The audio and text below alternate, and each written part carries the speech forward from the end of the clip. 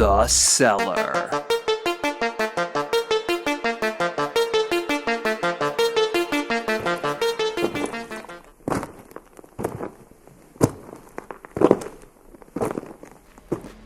I've heard this from both former police officers. I've received a number of messages from former police officers who are very upset by what they see in this video, and obviously just normal viewers and normal readers who say that it seems as if this was elongated and they were this almost Simon Says process. Do these 17 things, and if you don't do them in the right way, we're going to kill you. If you don't do them in the right way, we're going to kill you.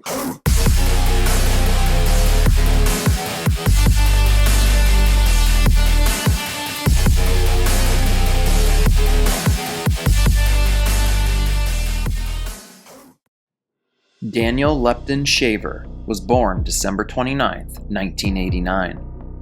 Daniel would grow up in Nashville, Tennessee. Nashville is the capital of the U.S. state of Tennessee. It's known as the home of Vanderbilt University and one of the most legendary country music venues, the Grand Ole Opry House. The city is also host to the Country Music Hall of Fame. Daniel Shaver would graduate from Hillwood High School in 2007. Hillwood is a public high school located within Nashville, Tennessee, and is part of the Metropolitan Nashville Public School System. Following high school, Daniel would move to Granbury, Texas, with his wife and 2 daughters. Granbury is a city in Hood County, Texas. The city's population is around 11,000 residents in total. In order to make a living and support his family, Daniel worked as a traveling pest control specialist. From all reports, he enjoyed what he did, and he was a loving husband and father. Which now brings us to January 18th, 2016. Daniel Shaver was visiting Mesa, Arizona for work at the time. Mesa is a city that is located just east of Phoenix, Arizona. On his business trip, Daniel was staying at the Mesa La Quinta Inn and Suites. After a full day of work, Daniel had arrived back at his hotel room the evening of January 18th. With not much else to do, Daniel made the decision to contact a couple of acquaintances of his, Monique Portillo and Luis Nunez, asking them both if they wanted to come over to his hotel room to have a few drinks. As the group got together and hung out and drank, Daniel began talking about the work he had been doing during the day. It was at this point that Daniel pulled out a scoped air rifle and showed Monique and Luis. Daniel had been using the gun to exterminate birds inside of grocery stores. At some point when he was showing them the weapon, it ended up getting pointed outside his 5th floor hotel window. Down below on the street, a witness would catch a glimpse of the weapon and promptly notified the hotel's receptionist of what they just saw. With the thought of imminent danger being at hand, the police department was immediately notified. As the police took the call and prepared to respond, Luis Nunez would end up leaving the hotel room. At 9:20 p.m., the police would finally arrive on scene and make their way to the 5th floor hallway. The police were being led at the time by Sergeant Charles Langley. Now, before we dive into more of the story, I want to give you all some more information on one of the officers that was on scene at the time. That officer's name is Phillip Brailsford. Phillip Brailsford, at the time, had been employed with the Mesa Police Department for around 3 years. He was 26 years of age and was the son of a former Mesa Police Sergeant. Brailsford had graduated from Mesa Desert Ridge High School in 2009, and following his graduation, he had signed up with the Arizona National Guard. He would spend the next few years with the National Guard before being hired by the Mesa Police Department in 2013. In 2015, Phillip Brailsford had an incident take place where claims of excessive use of force occurred during an arrest of 3 unarmed teenage suspects. He was ultimately cleared of all wrongdoing by the administration, but keep this in mind as we continue to dive into what occurred within this story. As the police unit worked their way down the 5th floor hallway, they stopped short of Shaver's room. It was at this point that Sergeant Langley called out instructions to Daniel's room.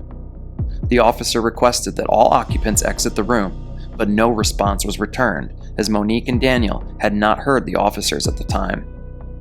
The police would then call Daniel Shaver's room, ordering Daniel and Monique to exit into the hallway. Daniel and Monique would open up the hotel door and walk out. With rifles trained on the group, Sergeant Langley would start giving the pair orders right away. First, Monique Portillo was given instructions, ones that she followed successfully.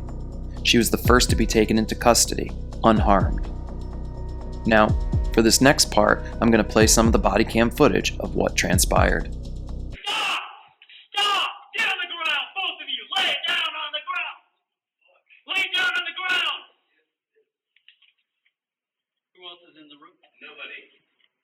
Nobody else is in the room? Nobody. Are you positive? Nobody. Absolutely positive. Okay. Since apparently we have a failure for you to comprehend simple instructions, I'm going to go over some of them again, okay? Can you both hear and understand me? Yes. All right. If you make a mistake, another mistake, there's a very severe possibility you're both going to get shot. Do you understand that? Yes. I do. Yes. All right. What the? This is, shut up. I'm not here to be tactful or diplomatic with you. You listen, you obey.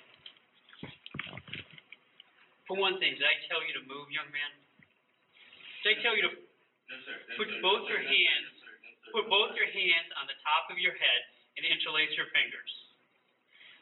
Take your feet and cross your left foot over your right foot. Who else is in the room? Nobody. Okay, young man, listen to my instructions and do not make a mistake. You are to keep your legs crossed. Do you understand me? Yes, sir. You are to put both of your hands palm down, straight out in front of you. Push yourself up to a kneeling position. I said, keep your legs crossed!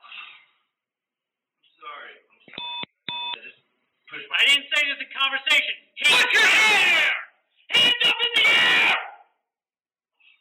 You do that again, we're shooting you. Do you understand? Do not shoot me. Then listen to my instructions. I'm trying to just do what you... Don't talk! Listen! Hands straight up in the air. Do not put your hands down for any reason. You think you're going to fall, you better fall on your face. Your hands go back in the small of your back or down. We are going to shoot you. Do you understand me? Yes, sir. Crawl towards me.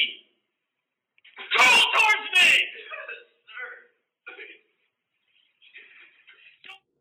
As you can see in the video, Daniel is terrified out of his mind. The officers were giving commands throughout, and it's clear that Daniel has moments of confusion as to what exactly he was supposed to do. I have seen numerous quotes from former police officers that the way this situation was handled was poor at best. The most confusing moment is when the officer tells Daniel to place his hands in the air and not to put them down for any reason. But then the next command is to crawl towards them. Daniel begins crawling, but in order to crawl, he has to have his hands on the floor in front of him. Now, what you don't see in the footage is what transpired at the very end. As Daniel is crawling towards the officers, it is believed that Daniel's shorts were slipping down off of him. As he crawled, Daniel's automatic reaction, one that many of us would have, was to take his right hand and pull his pants up at the waistband.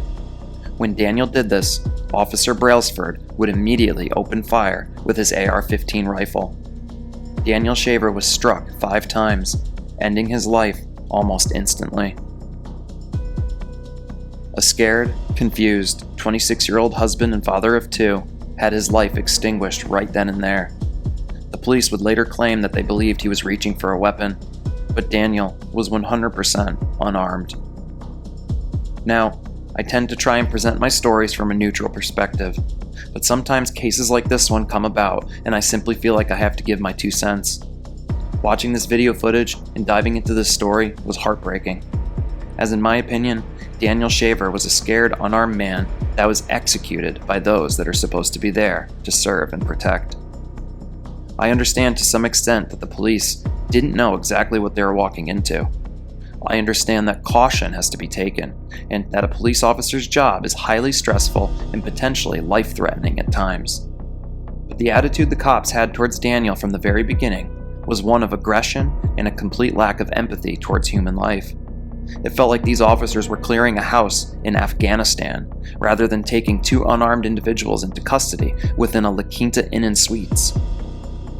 Following the incident, an autopsy was performed on Daniel Shaver. It would end up showing that Daniel did indeed have alcohol in his system, which may have negatively affected him during his dangerous game of Simon Says.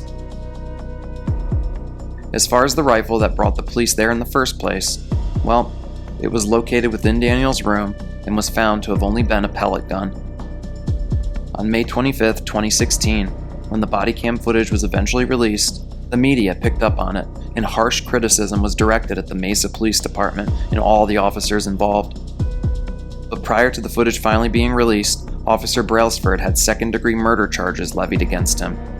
The county attorney would state, "After careful review of the relevant facts and circumstances, we have determined that the use of deadly physical force was not justified in this instance." Officer Brailsford would plead not guilty to these charges, and after a 6-week trial on December 7th of 2017, a jury acquitted Brailsford of all charges. Now, if you remember, I talked about an incident that occurred with Brailsford in 2015. Well, following his acquittal, information about this incident was revealed, with video that was recorded showing Brailsford throwing a teenager against a shelf and putting another teenager into a headlock before slamming them into the ground. Brailsford was cleared of wrongdoing, but this information coming to light only made the public more furious with Officer Brailsford and the Mesa Police Department. To add to it all even more, Officer Brailsford was fired in late March of 2016, well before his charges and trial took place. The reasoning for his termination was policy violations and unsatisfactory performance. An investigation into Brailsford revealed that he had engraved his patrol rifle with the phrases, "You're fucked," and "Molon labe," a Greek expression meaning "come and take it." Engraving his rifle ultimately violated the department's weapon policy. But the way I look at it, this was just another piece of evidence that shows Officer Brailsford was a man that should have not been allowed to carry a weapon and have the kind of power a police officer carries. I want to take a second to make it very clear how much respect and support I have for the many men and women who are damn good cops in this country. My uncle was a police detective, and I have the utmost respect and gratitude for those that dedicate themselves to such a dangerous public service. But it's those bad eggs that are given power and abuse it that make the police throughout the US look bad. They are the black eye that so many good officers have to work harder to try and overcome. The official report would eventually be released, with Officer Brailsford defending his actions. He stated that by crawling towards the officers, Shaver appeared to be trying to gain a position of advantage in order to gain a better firing position on us. Now, I'm not an officer of the law, but I've watched the video numerous times over, and at no point does Daniel Shaver seem like a man who was looking to get into a shooting match with the police. He complied, he exited the hotel room, he tried his best to follow all their commands. Anyone crawling towards a group of officers with rifles all aimed at them would be stupid to attempt to pull a gun and not think their life was going to end right away. Daniel Shaver was clearly scared, and clearly did not want to die on that fateful day. But not all the blame in this situation should reside on Officer Brailsford, as Sergeant Langley was the one who was giving out the confusing set of orders. So what happened to him? Well, Langley would retire from the police department only 4 months after the shooting, and in December of 2017, he emigrated from the United States to the Philippines. From my research, Sergeant Langley would never face any kind of repercussions following the incident. To make my blood boil a little further, in 2018, Officer Brailsford was reinstated with the Mesa Police Department. You heard that right, he was reinstated. He was further reimbursed by the police department for all of his medical expenses. These expenses were in relation to his post-traumatic stress disorder that he had suffered following the incident. His reinstatement would not last long though, as it became clear he was only reinstated so that he could apply for accidental disability. He was approved a $2,500 a month pension and was ultimately retired on medical grounds. As of now, Brailsford is still out living his life. But I will add that in March of 2018, the U.S. Department of Justice reopened the case and was looking into possible civil rights violations against Officer Brailsford. As of now, no new information has come to light in regards to the investigation. No matter how you look at it, this story is one of tragedy. Daniel Shaver was a 26-year-old man, a loving husband, a loving father. He had so much life left before him, and now his family has to move on without him. Now, money can't bring back a loved one, But one silver lining that eventually came to fruition in all of this occurred in 2021 and 2022. Daniel Shaver's parents would settle with the city for around $1.5 million. At the time, Daniel's widow refused to settle, as she was seeking $75 million in the wrongful death lawsuit. But in November of 2022, she eventually came to an agreement and did end up settling for $8 million. That money won't bring back her husband or the kid's father, but at the very least, Daniel's family will be financially taken care of for life. As I always like to say, my deepest condolences go out to Daniel Shaver, his wife, his kids, and all his family and friends. Please let me know in the comment section below what you thought of today's case. This was a heartbreaking story, and I want to thank a subscriber of the channel named Joseph for emailing me and recommending I cover this story. And I hope in sharing it we can shine a light on the issues that are still prevalent within law enforcement throughout the United States.